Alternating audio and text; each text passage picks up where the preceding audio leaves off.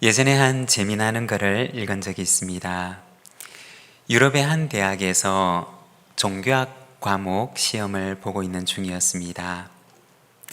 그날 기말 시험 문제로 나온 것은 요한복음 2장에 나오는 혼인잔치 비유의 영적 종교적 의미를 기술하시오 라는 것이었습니다. 요한복음 2장에 나오는 혼인잔치라고 하는 것은 예수님께서 가나의 혼인잔치에 참여하셔서 물로 포도주를 만든 사건을 가리키는 것이었습니다. 이 사건의 영적 종교적 의미를 기술하라고 하는 것이 그날 종교학 과목의 시험 문제였던 것입니다.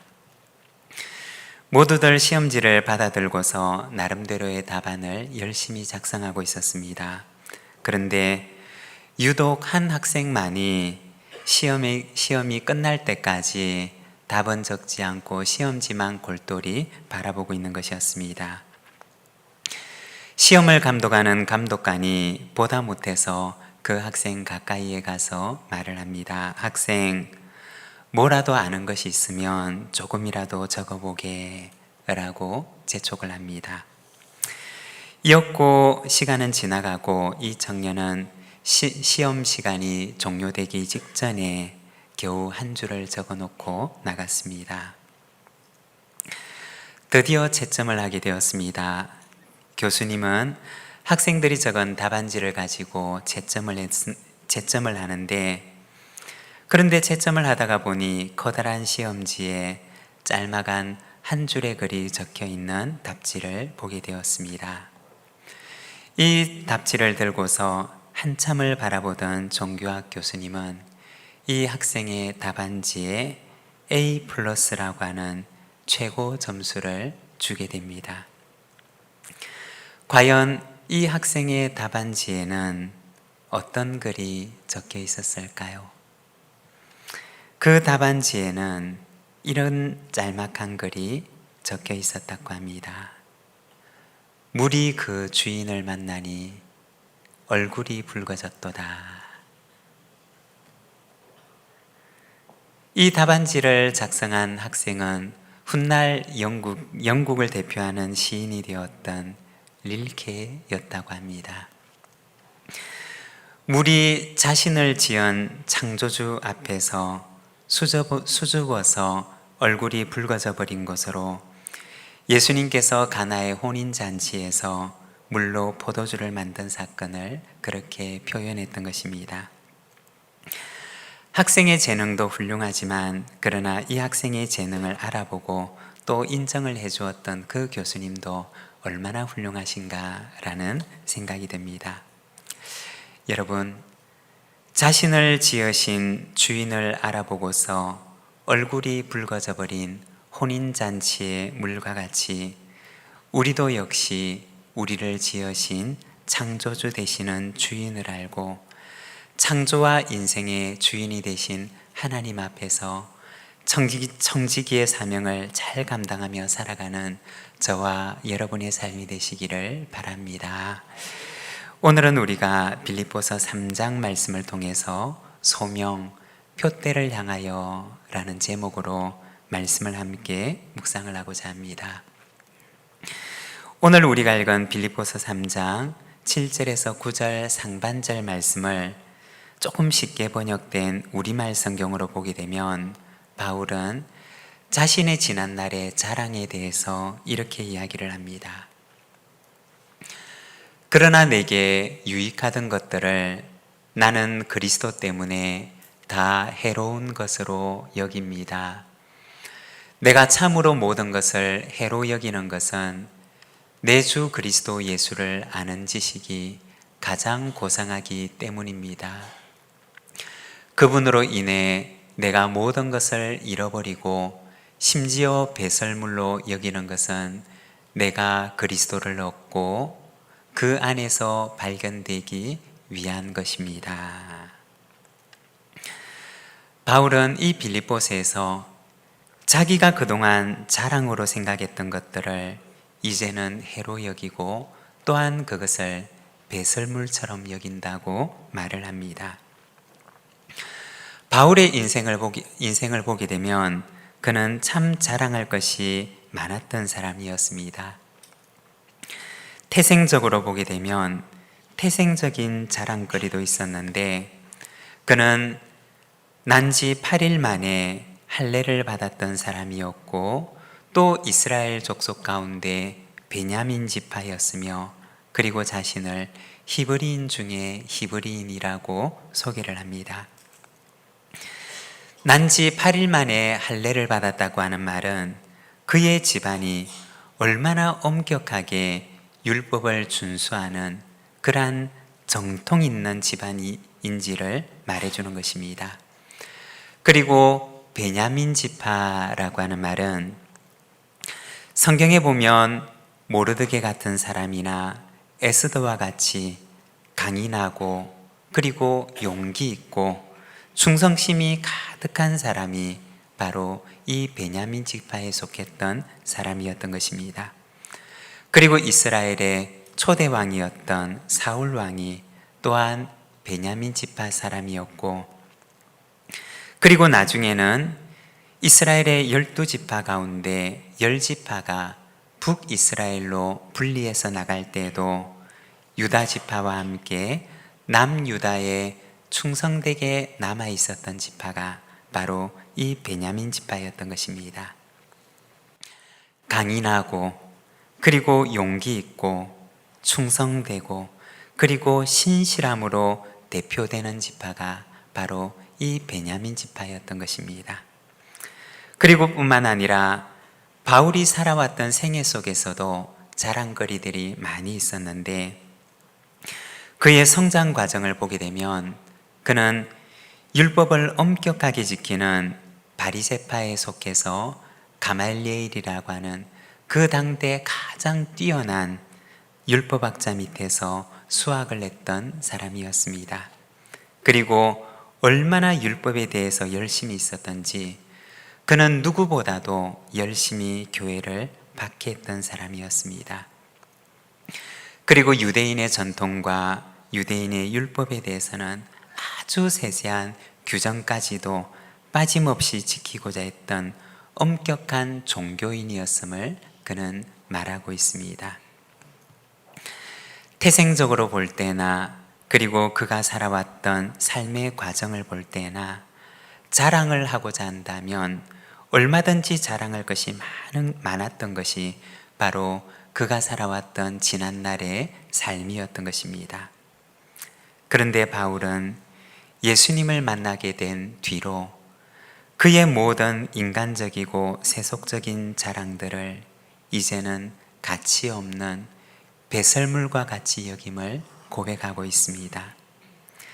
헛된 것을 향해서 달려왔던 그의 지난날의 삶을 바라보는 고백이었던 것입니다. 그리고 이어서 그는 예수 안에서 시작되었던 그의 새로운 소명에 대해서 말을 합니다. 소명을 향해 달려가는 바울의 인생은 어떤 인생이었을까요? 먼저 첫 번째로 그의 인생은 주인을 만난 인생이었습니다.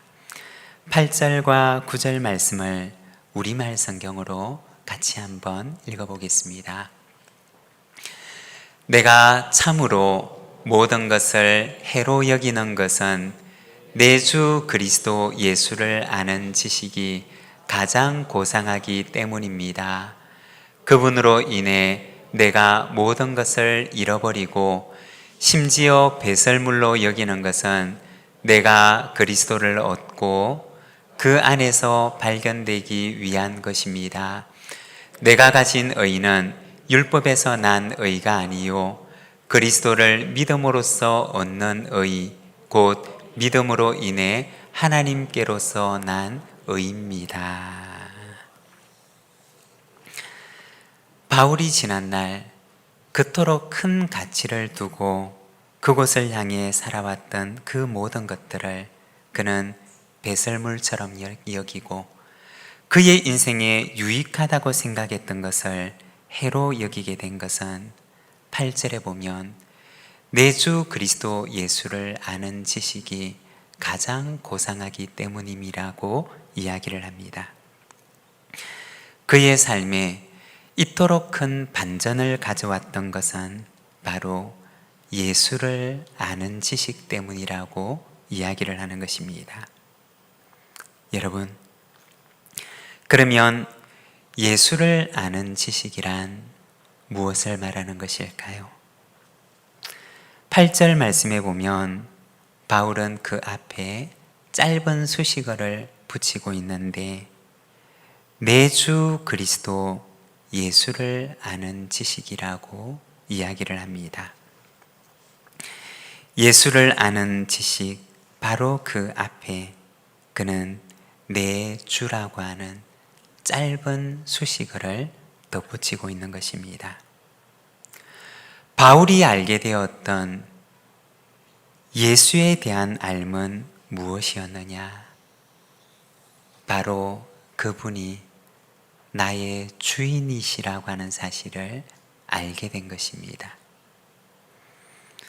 바울이 알게 되었던 예수에 대한 이 지식이 그로 하여금 새로운 소명의 삶을 시작하게 했던 것입니다.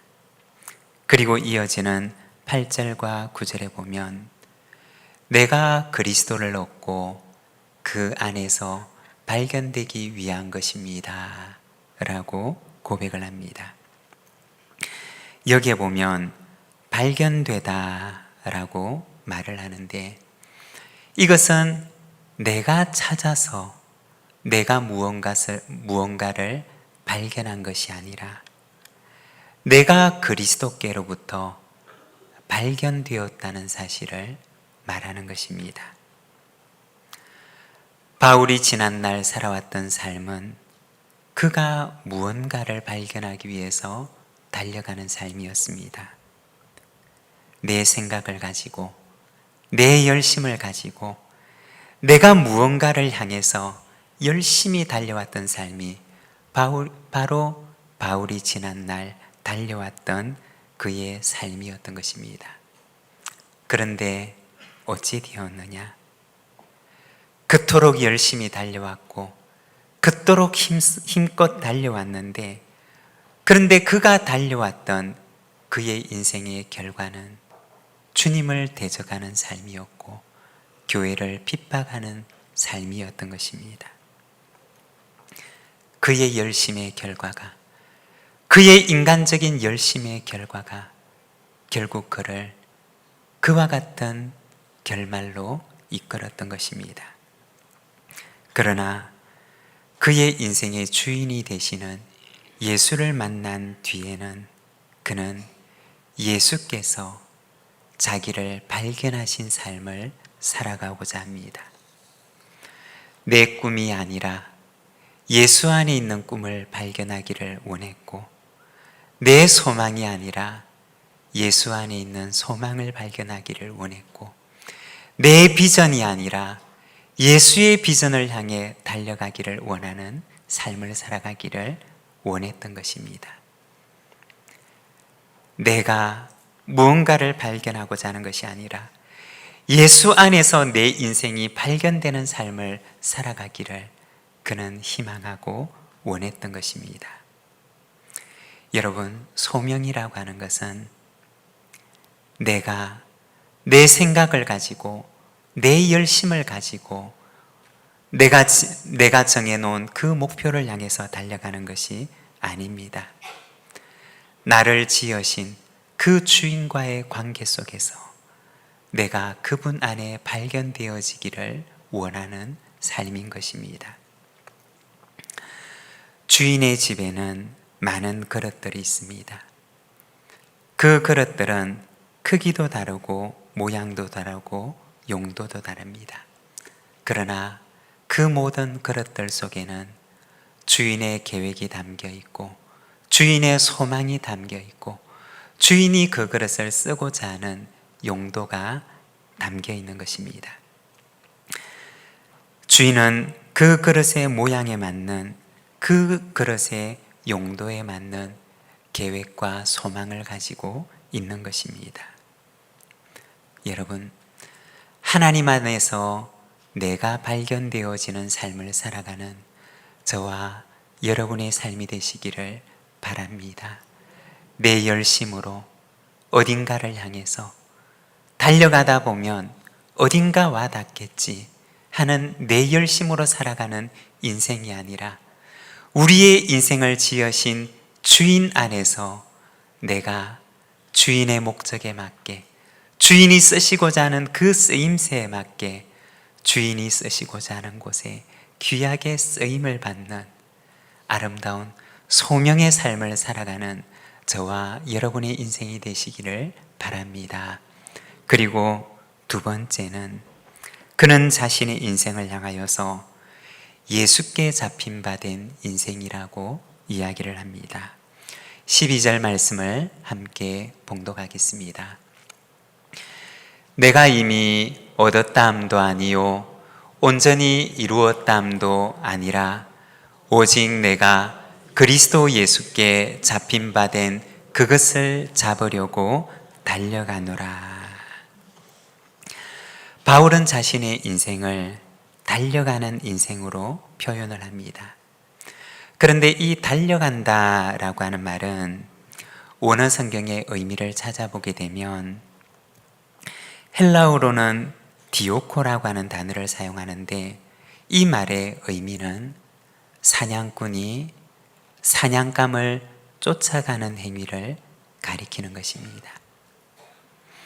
그 사냥감이 사냥꾼을 피해서 얼마나 그 사냥꾼을 피해 달아나기 위해서 얼마나 달려가겠습니까? 그런데 능숙한 사냥꾼처럼 결코 사냥감을 놓치지 않는 사냥꾼처럼 그 사냥감을 쫓아가는 행위를 가리키는 것이 바로 이 디오코, 달려간다 라는 말입니다. 바울의 지난날의 삶을 보게 되면 그의 인생은 이처럼 디오코의 인생, 달려가는 인생이었습니다. 마치 사냥감을 놓치지 않기 위해서 집요하게 추적을 하는 사냥꾼처럼 그의 인생은 그의 욕망을 향해서 그가 정해놓은 그 목표를 향해서 열심히 달려가는 인생이었습니다. 그래서 예수 믿는 사람들을 추격하고 또 그들을 잡아다가 핍박하는 인생을 살았던 것이 바로 그의 디오코의 인생이었던 것입니다. 누구에게도 뒤지지 않는 열심을 가지고 그리고 그 누구에게도 뒤지지 않는 그런 힘껏 달려가는 인생을 살았던 것이 바로 그의 삶이었던 것입니다.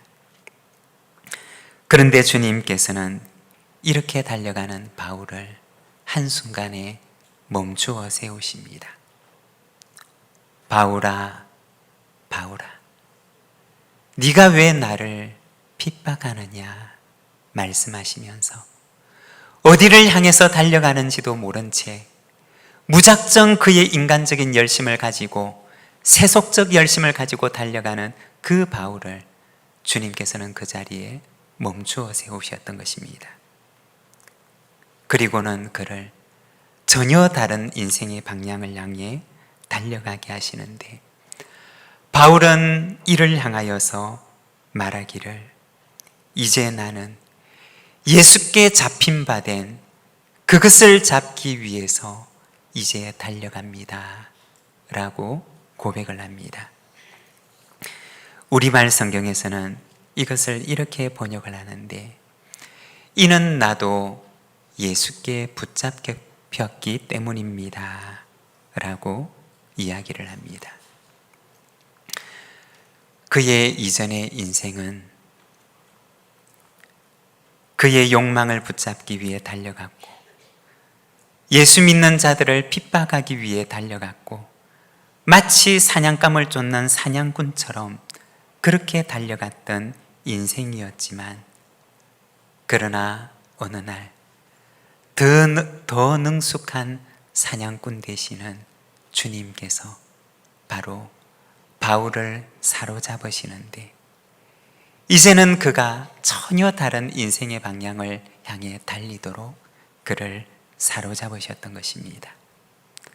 그리고는 그의 인생의 방향을 바꾸어 놓으시는데, 이제는 예수께서 그를 붙잡으신 그 목적과 방향을 향해서 달려가는 인생으로 바꾸어 놓으셨던 것입니다. 목적과 방향을 설정한 이가 누구이냐? 이전에는 바울 자신이 자신의 인생의 목적과 방향을 설정했지만, 그러나 예수께 잡힌 이후로부터는 이제는 그의 인생의 주인이 되시는 예수께서 그의 인생의 방향을 정하시고 그의 인생의 목적지를 정해 놓으셨던 것입니다. 여러분, 오늘 우리는 어디를 향해 달려가고 있습니까? 사냥감을 놓치려고 하지 않는 집요한 사냥꾼처럼 나도 이전의 바울과 같이 나의 욕망을, 나의 야망을 향해서 오늘도 우리의 인생의 다름질을 하고 있지는 않습니까? 아니면 바울처럼 내 욕망과 내 야망이 아니라 예수께서 나를 붙드신, 예수께서 나를 잡으신 그 부름의 목적을 바라보며 그곳을 향해 달려가는 인생입니까? 여러분, 나를 붙잡으신 훨씬 능숙한 사냥꾼 되시는 우리 주님의 그 손을 붙들고 이제부터는 예수의 비전과 예수의 소망을 향해 달려가는 저와 여러분의 삶이 되시기를 바랍니다. 그리고 세 번째는 표대를 향해 달려가는 인생입니다. 13절과 14절 말씀을 우리말 성경으로 같이 한번 읽겠습니다. 형제들이여, 나는 그것을 붙잡았다고 생각하지 않습니다. 그러나 이 한 가지만은 말할 수 있는데, 곧 뒤에 있는 것은 잊어버리고 앞에 있는 것을 붙잡으려고 그리스도 예수 안에서 하나님께서 위에서 부르신 그 부르심의 상을 위해 표대를 향해서 쫓아갑니다. 부르심의 상을 향해서 표대를 바라보고 달려가는 바울의 모습을 보여주고 있습니다. 바울은 자신의 인생을 달리기를 하는 사람의 비유를 합니다. 상을 바라보면서 표대가 꽂혀 있는 최종 목적지를 향해서 달리기를 하는 선수의 자신의 인생을 비유합니다. 그런데 세상에 달리기에서는 빨리 달려가는 사람에게 상이 주어집니다. 그러나 신앙의 다름질에서는 어떤 사람에게 상이 주어지느냐? 빨리 달리는 사람이 아니라 부르심의 목적을 향해 달려가는 사람에게 상이 주어지는 것입니다. 아무리 빨리 달린다 하더라도 소용이 없습니다. 아무리 먼 거리를 달릴 수 있다 하더라도 소용이 없습니다. 이 상은 부르심의 그 상을 향해서 그 표대를 향해 달려가는 사람에게 주어지는 상입니다. 그리고 또한 이 상은 완주한 사람에게 주어지는 상입니다. 끝까지 완주하는 사람에게 주어지는 상인 것입니다. 우리가 예수님의 삶을 보게 되면 예수님께서는 당신 앞에 놓여져 있는 그 소명의 길을 끝까지 순종함으로 달려가셨습니다. 기도하며 주님의 삶을 통해 하나님의 뜻이 이루어지기를 원하며 공생의 길을 달려가셨습니다. 그리고 땀방울이 핏방울이 되도록 기도하시며 나의 뜻대로 마시고 아버지의 뜻대로 되기를 원하나이다 라고 강구하셨던 그 겟세마네 동산까지 올라가셨습니다. 그리고 마지막에는 빌립보서 2장 8절의 말씀, 자기를 낮추시고 죽기까지 복종하셨으니 십자가에 죽으심이라는 말씀처럼 우리 주님께서는 십자가 위에서 죽으시기까지 그 소명의 길을 잘 완주하는 삶을 살아가셨습니다. 바울은 앞서 달려가신 그 주님을 본받기를 원했던 것입니다. 주님께서 달려가신 그 고난의 길을 그도 달려가기를 원했고, 주님께서 끝까지 순종하심으로 십자가에서 그 공생의 삶을 마치셨던 것처럼 바울도 그 십자가까지 달려가기를 원했으며, 그리고 그 십자가 넘어 부활에 이르셨던 그 주님을 본받아 그도 그 주님의 부활이 자신의 부활이 되기를 소망하며 그에게 주어져 있던 소명의 길을 달려갔던 것입니다. 여러분, 아무리 먼 길을 달려도 상이 주어지는 것이 아닙니다.